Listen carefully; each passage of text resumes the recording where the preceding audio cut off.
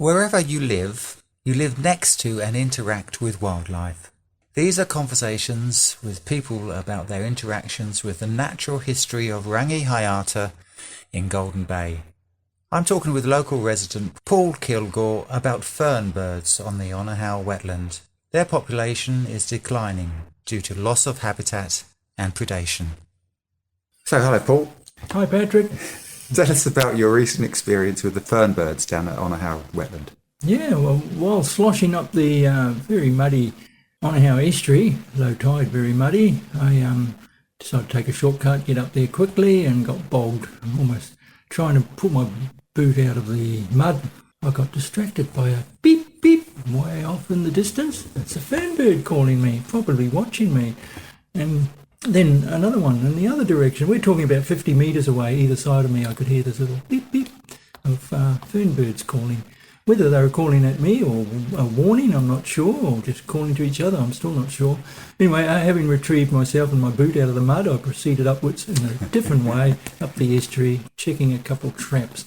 Because you're part of Predator Free Rangihaeata. That's correct, yeah, and I've got quite a network of traps through people's property, coastal property, and edge of muddy estuary.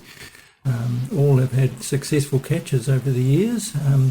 And one of the birds we're trying to protect down there is the fernbird. It's the fernbird, and yeah. I've never seen one. Oh, well. Or even heard one. Well, that's very easy to show you that. Very easy. Just walk on the edge of our property and a few metres into the estuarine habitat and stand still and listen. Yeah, so they're a wetland bird, aren't they? Quite small or...?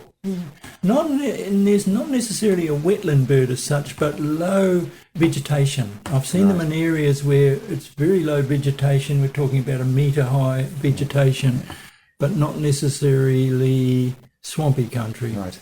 I've also seen them in canopy of forest trees, but I've observed that they are passing through from a tussock clearing to another tussock clearing. Okay. That is more like areas like the Heaphy Track.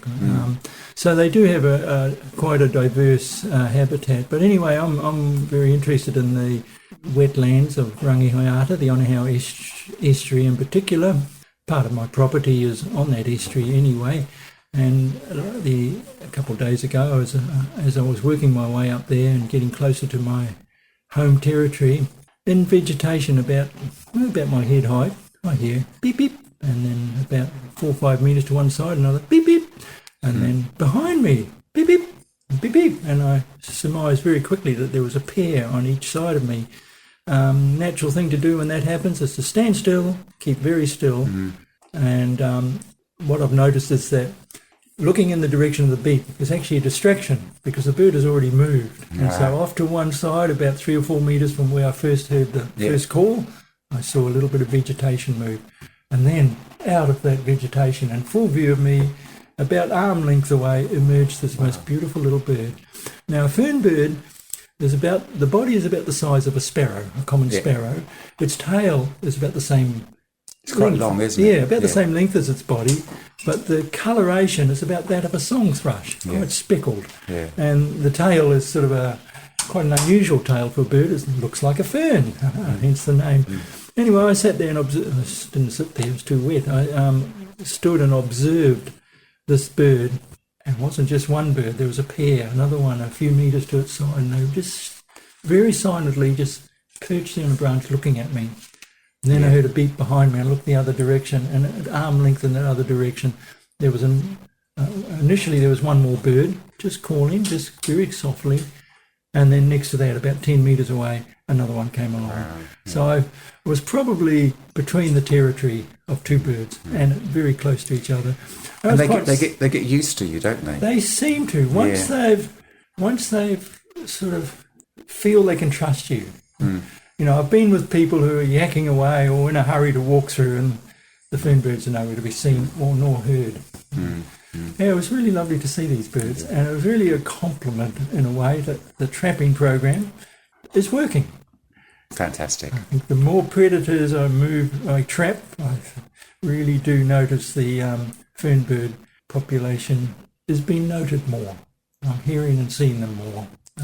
And that's what we want. That's exactly what we want. The ultimate compliment last year was when one had come through the canopy, quite large canopy of natural bush, maybe about 100 metres, and I was watching it from the deck of my house. It was just sitting in the tree, gave a few little chirps, and they have a very bobbing. They sort of bob up and down when they say, you think, they're contented, they're happy, they're just bobbing up and down. It's just what they do.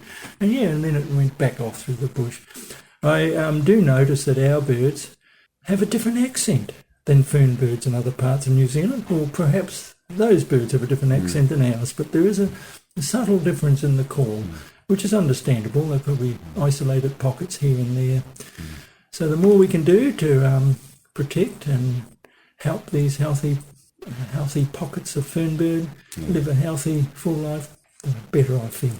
Great. Thanks, Paul. That was Paul Kilgour talking about the fernbirds of Onahau Wetland, one of a series of conversations about the natural history of Rangihaeata. Here is the call of the fernbird.